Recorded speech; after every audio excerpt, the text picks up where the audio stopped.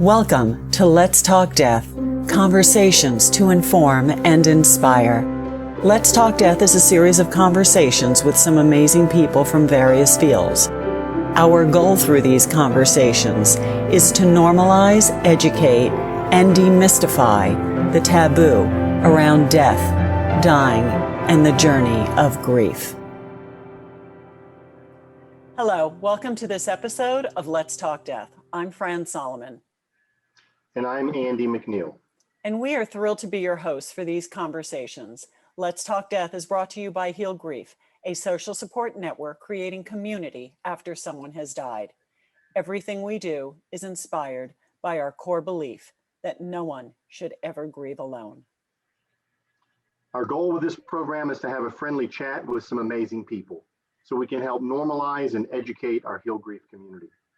Our guest today is Coach Anthony Mercer. Coach Mercer directed the Eastern North Carolina basketball exposure camps for college basketball prospects from 2000 to 2010. In addition, he has directed the Total Skills basketball instructional camps since 2003. These camps are conducted with NBA All-Stars Carmelo Anthony, Bradley Beal, Kemba Walker, John Wall, just to name a few, and many other professionals. Camps have been held in Eastern North Carolina, Northern Virginia, Washington, D.C., and Maryland. Coach Mercer has trained players from middle school to the professional level. In 2020, Coach Mercer published his book, Sports Heaven: Why Sports is a Haven for the Fatherless, Motherless Child. The book tells the story of how, at age 6, after his father died, sports helped Coach Mercer succeed. Coach Mercer is a Desert Shield Storm U.S. Army war veteran and a PE teacher for many years. In terms of his career paths, he says his life has been a real life Forrest Gump. So Anthony, we are delighted to have you as a guest on our show. Thank you guys for having me. I'm really happy to be here speaking with you guys. Great. Anthony, before we get into your work and your book, I'd like to ask, there was a death experience in your life. You were 6 years old. Can you share with our audience that experience for you? Yes. At 6 years old, my father died by accident and everything. He was hit by a truck and everything. But I was in kindergarten at the time. And to be honest, and I mentioned Andy before, at 6 years old, I didn't know what death was. So from 6 years old to 10 years old, I actually thought my father was coming back. Like, I had no idea that it was permanent. So I think I was 10 years old when I realized it was permanent. And so once I realized it was permanent, it hit me real hard. So in trying to stress and deal with it, I didn't get any counseling or anything. So I was trying to find something that would help me through it. So that's where sports came in. So sports became like a therapy for me. And I played baseball first, and I started playing basketball. But those things were like outlets for me to get away from me thinking about my dad's death. So, and to this point, that was behind the whole focus of me writing the book. Just explaining to everyone how, when you go through something like that, traumatic, we all have to find something. Counseling would be best, I would think. But if you can't get counseling, you should find something positive that'll, give you some motivation to get through these things. And sports was there for me. It was like a real big time outlet. It really was. Yeah, it's almost like we need an anchor or something that's a holding point for us in our lives. I've seen in my work with grieving children, I've worked with many kids, some as young as you were, Anthony, and some even younger, quite frankly, just different ages. And this is one of the things. Counseling certainly can be helpful, but I've found that finding something that brings meaning and connection into your life has a tremendous help and support. I mean, you talk about the coaches that are involved and the teammates and the family that creates for you. There's so many kids who are going through that loss like you went through, and they just feel like nobody gets me. I'm the only person. Yeah. And then when they have that sense of team and camaraderie, they don't feel so alone in the world. So, kudos for writing the book, but kudos for what you're doing as well, because it does make a difference. Yes. So I'm sorry, go ahead, Frank. No, I'm just curious. Was this something that your mother pushed you into? Is this something that a coach just kind of took you under his wings? And how did sports become that thing for you? Was it a natural? Friend, it was almost natural because I had an older brother who also played sports. He was very good at basketball and he played baseball and football also. And we all played, but for me, it became something different. And I know it, and I think I mentioned this to Andy, my brother who's 4 years older than me. He actually was there when my father passed away and he witnessed everything. So he witnessed my father, accident. He was getting inside of the ambulance and he never got counseling or anything for it. And during the time when I was writing the book, we spoke about it and talked about it. And I never knew that he was right there. So when I talked to him about the book and while I was writing it, how it became counseling for me and for him, it wasn't the same thing. So for me, I think, my mom didn't push us into sports. It was just something natural where I just started getting into sports. And then after that, it became a thing for me of getting away from all the things I was thinking about, of being sad, mad, upset, those type of things. So it really was like going to a whole new world. It really was. Like when I was playing baseball, I didn't think about nothing but baseball. When I was playing basketball, same thing, nothing. It was like, it taught me some laser focus. And all I did was, it really was a big time outlet for me. It really was. So tell us about these camps. Yes. The first camps I started doing was for just regular kids. But the ones I'm starting to do now, after I wrote the book, is focused for kids who have lost parents. And a lot of times, it's not just for kids who, lost parents to death. I also want to, kids with single families. They might have lost a parent from death, abandonment, imprisonment. There's a whole lot of things I wanted to cover. But for me, the first focus is those kids who lost parents because that's what happened to me. So I want to start doing camps for those kids all across the country. So I'm planning to go across the country doing camps. Every place that I want it, I will be going to do camps. And I want to just use basketball as a way of getting those kids, or maybe even other sports also, whatever I can to get there, get the kids to come together, hear my story, and get them to understand there's millions of people that's just like them. Coach Mercer, one of the things that you and I had talked about previously, and I'm hoping you can share this story because anything. It really touched place in my heart, I have to say, is you were sharing about like who you wrote this book to, like who's really the audience for this book. And I think that's significant, and some feedback that you got from one of the young people who read the book. Yes. Well, one of the first people was a kid who used to be at one of my camps. He was a kid that I think he was maybe 10 or 11 at the time when I was doing the camp. And I had no idea that he had lost his father.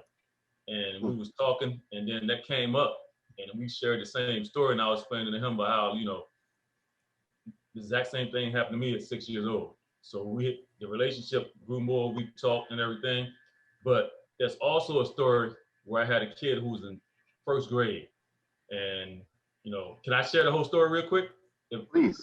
Yeah, okay, please. What happened is we was coming out of the restroom and the kid said, "Hey, Coach Mercer, how you doing?" And I said, "Hey, Alex, how you doing?" And he said, "I'm doing fine." He said, "How's your family doing?" I said, "Alex, my family's doing well." This is from a first grade.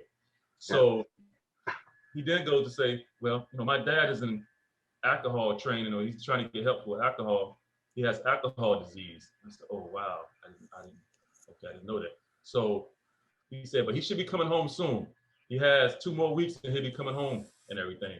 So what happened, his dad came home and he may have been home for maybe 1 week and he passed away and everything. So then me and Alex became real close and everything. And we talked about a whole lot of stuff. And it's the whole story was, now he's a junior. I think he's going to be a senior in high school this year coming up. And we still keep in contact. We still talk. And he's almost like another son to me and everything. But when that happened, the fact that, we started our relationship before his father passed. And then his father ended up passing 2 weeks after we had that conversation and everything.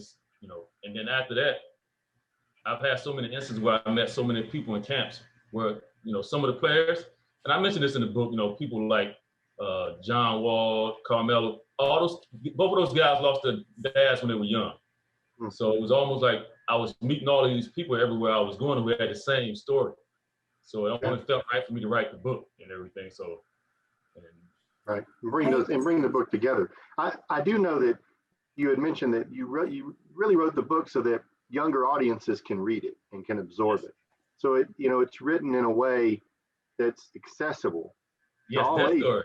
Yes. Yes, okay. that one too. Yes. The story you're talking about is one of my old students who has dyslexia. Has never read a book from front to back. So he called and told me, he said, Coach Mercer, I read your whole book from front to back and everything, which I thought was amazing. I said, Trey, that is amazing. So, but we still. The sense of accomplishment for him.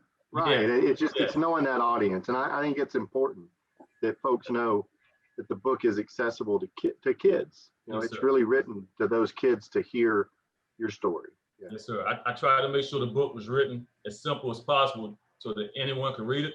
And I had a couple other, even some adults, tell me the same thing. They said, I've never read a book from front to back, and I read your whole book in a day. I said, well, good. That's what the whole plan was. I wanted to make sure that even someone who doesn't like to read can get the book and look at it and read it, and get the gist of it. I want to go back and touch on something you said about this boy that you developed this relationship, and how was that experience for you, living over your experience through his experience that he was currently living? Yes, I think the biggest thing is when I'm trying to be with them and give them advice or whatever it is. I don't really want to try to go back to them living that experience of losing their dad. So I don't even really go into detail like how I lost my dad and that type of thing. So what I try to give to them is some type of advice on how to get through it in terms of sports became it for me. It could be music for you. It could be education. It could be whatever it is. But that's something that can take you and make you feel better about yourself and what you've been going through and not having your dad there. Now, at the same time, I'm realistic about the fact that your pain is always going to be there. It's not going to go away. There are going to be moments where you sit around and you can just catch yourself thinking. Well, that's kind of where I was going for you. Did you have a relive of your own experience?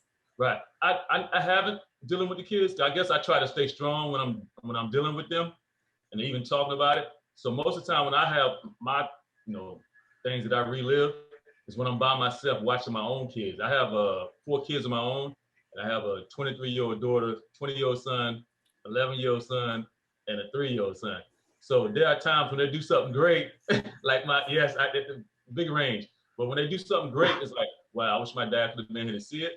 Or there's times when we do things together that me and my father didn't get a chance to do, that I'm able to do with them, whether it's throwing the ball, going to one of their games, going to one of their track meets, watching them graduate from high school. My daughter just graduated from college a couple of weeks ago. So it was like sitting there watching it. It's like, wow. The night before, I probably cried like crazy before going to see her graduate, thinking about the things that he didn't get to see. So it's moments like that. But when I'm dealing with kids, for the most part, I know there's some pain there right now that's probably constant. So just trying to get them to understand, when they see me, they see someone who started out where they were, but now I'm an adult product of what you went through. Right. You're an example. You're an example that I've said this to 100 parents, Coach. I said numerous. They asked the question. They say, I'm worried that this is going to derail my kid's future. And I always say to them, it doesn't have to derail their future. There's still birthday cake to eat. There's still basketball games to play. There's still, weddings and all these other things that are part of life that they have. And that's what you hope. You hope that they can find, grief will still be there, but that they can find those things that keep them connected with life and with living and with their own health, so. Yes. Yeah.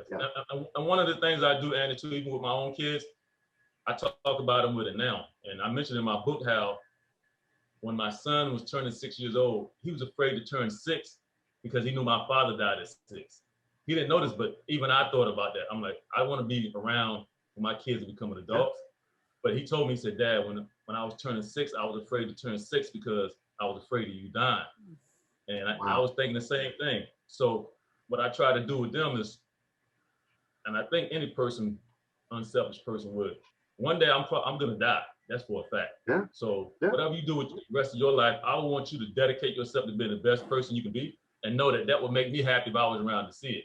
So for me, that's what it was, like knowing that whatever I'm doing now, I think I'm representing my dad pretty well by all the things that I'm doing that he probably would want to see me doing. So his death, it was. I agree. You think about so many other directions that kids can go when they're in that pain, right? And even just that feeling like, what's the point, or I give up, or whatever those things are. Kids need hope, and they need examples that are hope, like tangible examples. And I know you're a tangible example of that. And Coach, and I know you can name a number of people. I can name 100 people that are tangible examples that that you can still have a full life and still live life. And even though that person who you feel like, man, I can't live without that person, that you find that you can, and you can also continue to miss them and all of those things that are part of that, but you can have those other pieces too. Yeah, for sure. Well, Coach, I tell you, we're just about out of time. But before we end our time, I did want to give you an opportunity. Quite often, our listeners want to know how they can connect with our guests and with their work. And so, how might they do that if they want to connect with? And get your book. Yes, your book. Yeah. Thank you for saying. Well, the book Sports Heaven is actually on Amazon, and also the book is on some places like Barnes & Noble online. You can get it from there right now. But more importantly, in regards to the book, I'm going to be going across the country trying to partner with organizations, whoever wants me to come and get involved with kids that they have that went through the same thing that I went. And I'm also on LinkedIn. I'm a big person with LinkedIn. I'm not a big person on, I tried to do Facebook and Instagram. I'm not one of those type of people. So I love meeting people. I love meeting people personally. So for me, if they wanted to try to reach out, they can find me on LinkedIn easy, and the book is at Amazon. But also, hopefully, I can just go across the country wherever I'm wanted and speak to kids about this. Great. Anthony, that's wonderful. And thank you so much for being a guest on Let's Talk Death and for sharing the inspiration of your book, your work, and sharing your story. Thank you. Thank you guys for having me. Thank you. I appreciate it. And thank you to those joining us for this episode of Let's Talk Death. If you would like to learn more about Heal Grief, please visit us at healgrief.org. At healgrief.org, you can learn more about all the programs and resources of Heal Grief, including our national network of support for grieving young adults, a program called Actively Moving Forward. And if you know of a bereaved adult, refer them to our AMF app, where adults of all ages connect with others experiencing a similar death loss. And last, make sure to sign up at healgrief.org to receive our newsletter for links to future episodes of Let's Talk Death. And so again, we thank you for joining us, and we will see you next time on Let's Talk Death.